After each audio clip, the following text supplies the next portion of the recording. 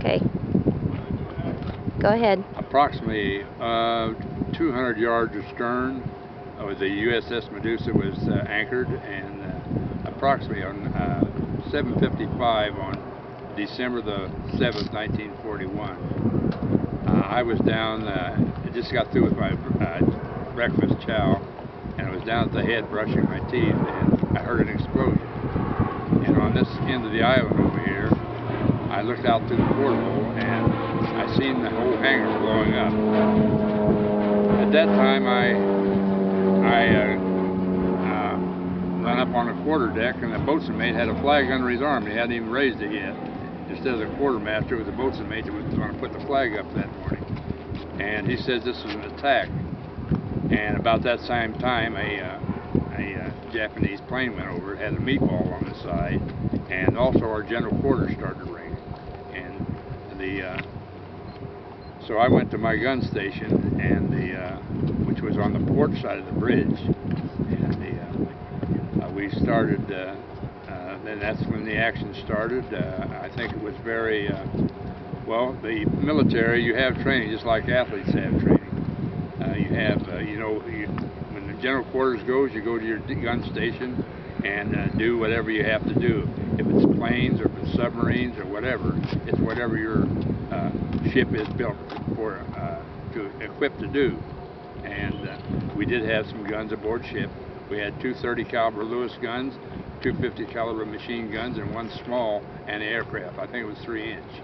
And the attack started, and we got credit for assisting in downing 3 bombers and a 2-man sub. And the Curtis was just about 100 yards from us, and we shot down a plane that crashed into her that killed several of their members. And the guy was he was smoking. We got him smoking, but he went ahead and crashed into the Curtis. The attack went on. It seemed a long time, but it wasn't really that long. And then the second wave come in, and during that time, the gun crews were we had on white shirts and skivvy shirts with the uniform of the day, and we got a report that a lot of people were getting bomb blasts on their bare legs.